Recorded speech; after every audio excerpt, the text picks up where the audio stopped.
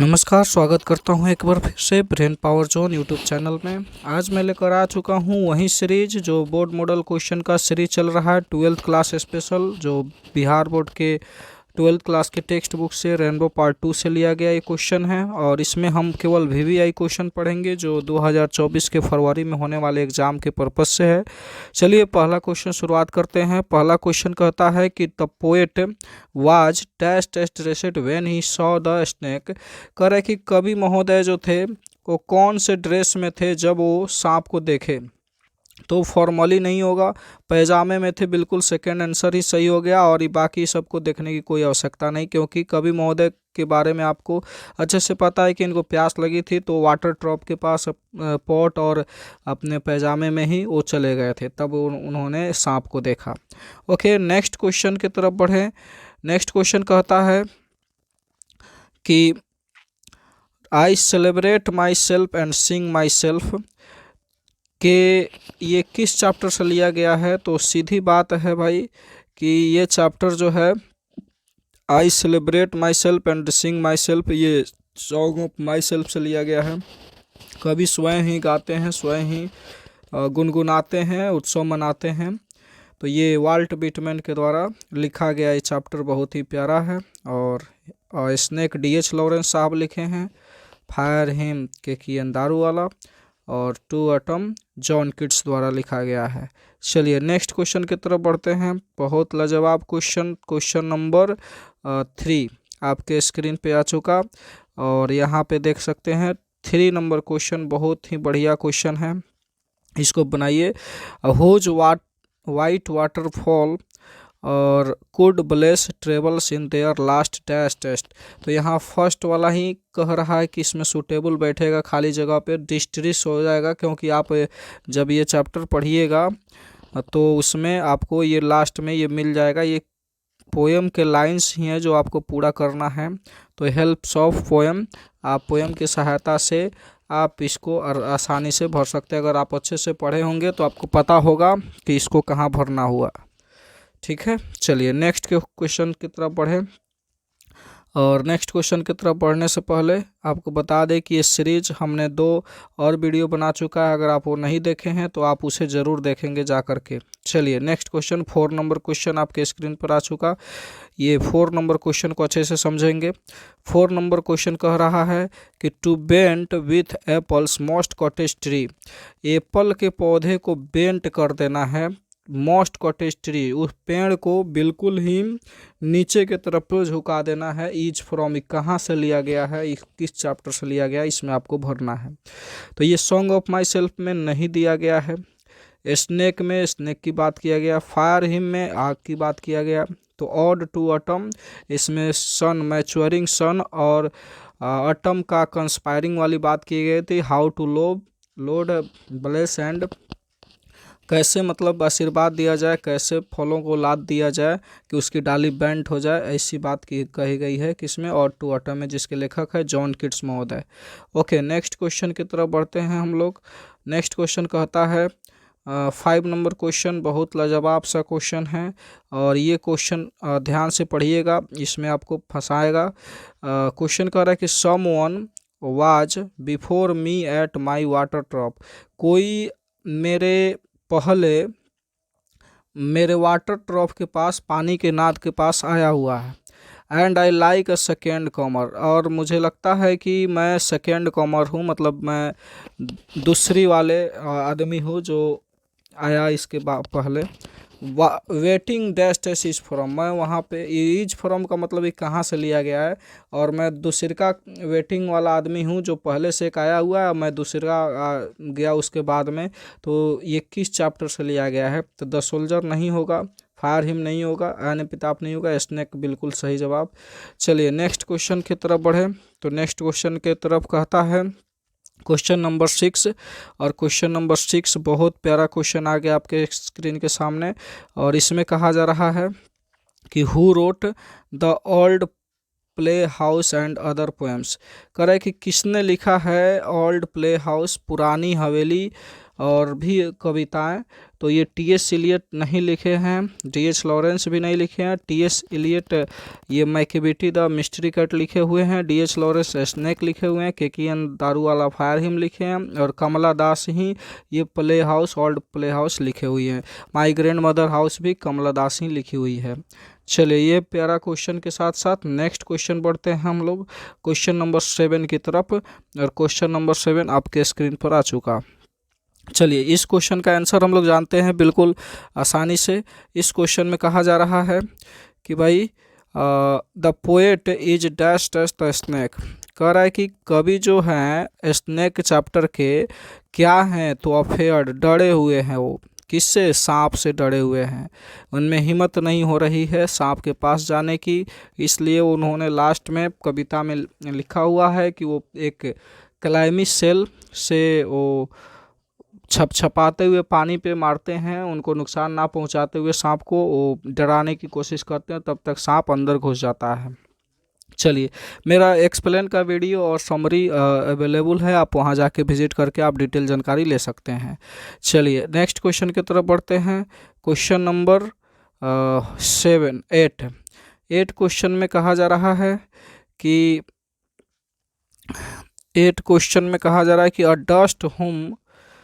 Dust home dust S bore shaped made aware, यानी ये मिट्टी धूलकन जिसका जन्म हुआ है, कहाँ पे जन्म हुआ है, मेड अवेयर, किसकी बात किया जा रहा है? तो आयरलैंड का नहीं, इंडिया का नहीं, आइसलैंड का नहीं, इंग्लैंड का।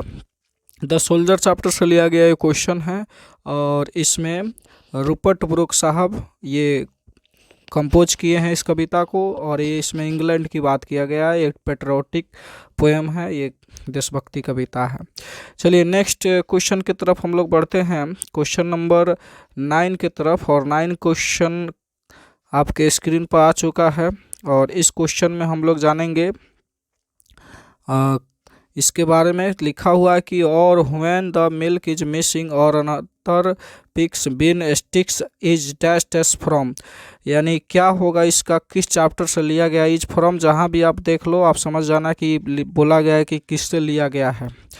तो Macavity the mystery cat, snake, fire him, the soldier. तो इसमें बिल्कुल सही जवाब A is the right answer, Macavity the mystery cat. ये टी.एस. इलियट के द्वारा लिखा गया है, और ये बहुत ही एक मिस्टीरियस पोएम बनाया गया है। एक बिल्ली के बारे में उसकी विशेषता बतलाई गई है कि ये बिल्ली कैसे है, किस तरह से। ग्रेडल बोन और मैंजोरी भी इस टाइप के बिल्ली है।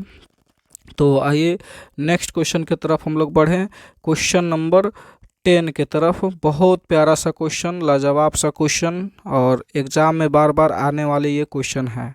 तो इस क्वेश्चन की तरफ आप रुक करें। I swore to save fire from the sheen of dash dash, यानी मैं शपथ करता हूँ कि आग को बचाऊंगा, मैं शपथ लेता हूँ कि आग को बचाऊंगा फ्रॉम द सीन, उसके पापों से। क्या करने से? उसके पाप को भूलने से, फॉरगेटफुलनेस से। सिन, हर्टेड, ब्लेसिंग, क्या होगा जी बताइए? तो यहाँ पे फॉरगेटफुलनेस बिल्कुल सही जवाब होगा। ये आप कविता में देखे होंगे, जब फायर हिम चैप्टर पढ़ाया गया है उसमें सारा चीज़ें बताई गई है, उसमें सब चीज़ लिखा हुआ है। पोएम में का ही ये लाइन है अधूरा, इसको पूरा करना था हमें। और फायर हिम चैप्टर कौन लिखे हैं, बार बार हम यही बता रहे हैं, तो आप कमेंट में ज़रूर बताएं अगर आपको पता है। हमने पिछली बार भी 7-8 क्वेश्चन या 6 क्वेश्चन में मैंने बताया होगा कि फायर हिम के लेखक कौन है। चलिए नेक्स्ट क्वेश्चन की तरफ बढ़े। तो अगला सवाल कहता है 11 नंबर कि observing all this our ancestors dissuaded us from luxury and pleasure is from a pinch of snoop, the earth, Indian civilization and culture, Indian through traveler's eye। बिल्कुल सही जवाब यहाँ पे सी नंबर है। ये लिया गया है, जो लाइन है ये किससे लिया गया? Indian civilization and culture. C is the right answer. Next question की तरफ बढ़ें, और नेक्स्ट क्वेश्चन कहता है 12th नंबर, बिल्कुल आसान सा सवाल है ये कि the family is big and is constantly growing at a rather इवेंटली fast is from, ये भारत इज माई होम से लिया गया ये लाइन है जो उसमें डॉक्टर जाकिर हुसैन द्वारा लिखा गया है, और ये बहुत ही अच्छा चैप्टर है, स्पीच है ये। चलिए बाकी की कोई बात नहीं। दी अर्थ दूसरा कोई लिखे हैं, हाउ फ्रेज द प्रेस ये भी, आई हैव ए ड्रीम ये भी अलग अलग चीज़ें हैं। भारत इज माई होम से ये लिया गया लाइन है, बस इतनी बात। नेक्स्ट क्वेश्चन की तरफ बढ़ें तो 30 नंबर क्वेश्चन कहा जा रहा है, बिल्कुल आसान सा है कि the narrator in a pinch of snow was an dash dash on probation. जो नरेटर हैं, लेखक महोदय हैं अ पिंच ऑफ स्नूप के, तो वो क्या थे? प्रोफेशन से मतलब क्या थे वो? प्रोफेशन उनका क्या था, पेशा क्या था? तो सेक्रेटरी थे, क्लर्क थे, बैंक ऑफिसर थे, नहीं जी अंडर सेक्रेटरी थे। जो नानू काका उनके घर आए थे कुछ मिनिस्टर से मिलने, तो ये नरेटर का जो पेशा है वो अंडर सेक्रेटरी का है। ओके, चलिए नेक्स्ट क्वेश्चन की तरफ बढ़ते हैं। नेक्स्ट क्वेश्चन करता है 40 नंबर क्वेश्चन कि, चलिए थोड़ा सा बड़ा करते हैं। Okay, next, Martin Luther King was the youngest person to receive the dash dash in 1964। 1964 में इनको नोबेल प्राइज़ दिया गया था मार्टिन लूथर किंग को, इसलिए B number is the right answer. बाकी सब कोई ज़रूरी नहीं, कोई मतलब नहीं। Okay, B is the right answer. Next question की बात करें तो नेक्स्ट क्वेश्चन 50 नंबर क्वेश्चन कहा जा रहा है कि his bro deeply he bro deeply line with thoughts dash dash whose bro is the poet talking about। तो ये मैकेबेटी फर्स्ट वाला ही सही है, क्योंकि उसके जो माथा है जिसको टेम्पल कपार बोला जाता है, वो उस पर जब वो सोचती है मैकेबेटी यानी बिल्ली, तो डीपली लाइन खींच जाता है। अगर कोई व्यक्ति है और वो सोचता है तो उसके ऊपर वाला जो ये लाइन है वो डीपली आ जाता है, और वो क्या सोच रहा है ये बात उसको देखा जा सकता है, समझा जा सकता है कि ये क्या समझ रहा है, क्या सोच रहा है। ओके, चलिए नेक्स्ट क्वेश्चन की तरफ बढ़ते हैं। नेक्स्ट क्वेश्चन 60 नंबर क्वेश्चन कहा जा रहा है, बहुत ही प्यारा क्वेश्चन है। क्वेश्चन नंबर ठीक थोड़ा सा जूम करना चाहेंगे बस, उसके बाद में इसकी बात करेंगे। तो the image and presence of dash dash run through the poem the soldier. The soldier की बात किया है, तो ये सोल्जर कविता कहाँ का वर्णन करता है? तो इंग्लैंड का वर्णन करता है कि अगर कहीं भी हमारी शहीद हो जाए लड़ते लड़ते, तो वो ज़मीन जो है जिस जगह पे गिरे बॉडी, वो ज़मीन हमेशा के लिए इंग्लैंड का हो जाना चाहिए, ऐसा बात इन्होंने कविता में कहा है रूपर्ट ब्रूक साहब। तो नेक्स्ट क्वेश्चन की तरफ बढ़ते हैं। अगला सवाल कहता है 70 नंबर क्वेश्चन, बहुत लाजवाब सा क्वेश्चन है, और इस क्वेश्चन का आंसर आप ढूंढिए, बताइए क्या होगा। तो ये हो जाएगा the latest period in the growth and development in the English largest I called the era of. देखिए ये स्टोरी ऑफ इंग्लिश से एक क्वेश्चन आ गया भुलायल भट्ट के, तो इसका आंसर न्यू इंग्लिश हो जाएगा। यहाँ पे बात समझनी है आपको, लेटेस्ट पीरियड न्यू इंग्लिश में आता है भाई, तो न्यू इंग्लिश हो जाएगा, बिल्कुल सही जवाब।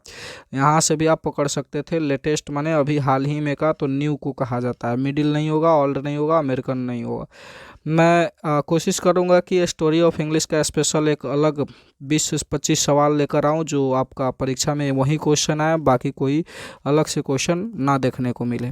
ओके, चलिए नेक्स्ट क्वेश्चन की बात करेंगे। अगला सवाल 18 नंबर क्वेश्चन कहा जा रहा है, बहुत छोटा सा सवाल है लेकिन है फंसाने वाला सवाल, इसी में बहुत लोग गलती कर जाते हैं।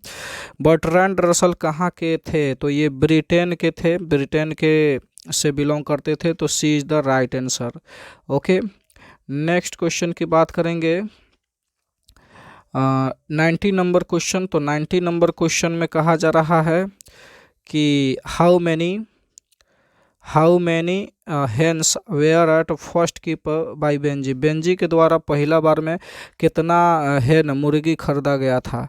तो ये हो जाएगा अबाउट अ दर्जन, यानी लगभग 1 दर्जन के करीब में उसके लिए खरीदाया था ये थी मुर्गी, हेन। चलिए नेक्स्ट क्वेश्चन की बात करें।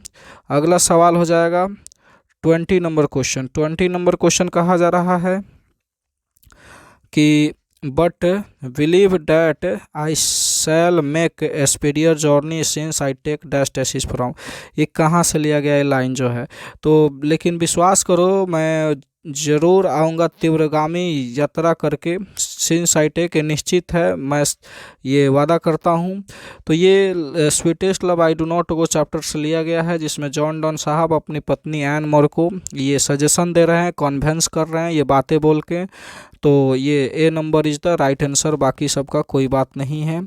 Song of myself Walt Whitman snake DH Lawrence fire him K N Daruwalla. तो यहाँ पे लेखक का नाम इसका याद रखिए। बाकी आंसर मेरा A is the right answer, A होगा इस क्वेश्चन का सही जवाब। नेक्स्ट होगा क्वेश्चन 21 की बात करेंगे। बहुत छोटा सा प्यारा सा क्वेश्चन है और इसमें हो जाएगा आपका सही आंसर। वाल्ट विटमैन वाजन कहाँ के ये रहने वाले थे, तो इंडियन नहीं थे ये, अमेरिकन भी नहीं थे, ब्रिटिश रशियन तो बिल्कुल ही नहीं थे, ब्रिटिश अमेरिकन पोएट। तो वाल्ट विटमैन साहब ये अमेरिकन पोएट थे, ब्रिटिश नहीं थे, B is the right answer. Next question की बात करेंगे तो अगला सवाल होगा 22 नंबर क्वेश्चन का सही आंसर बताइए क्या होगा। तो 22 का सही आंसर आपके स्क्रीन पर option number John Dryden, Alexander Pope, William Wordsworth, John Milton.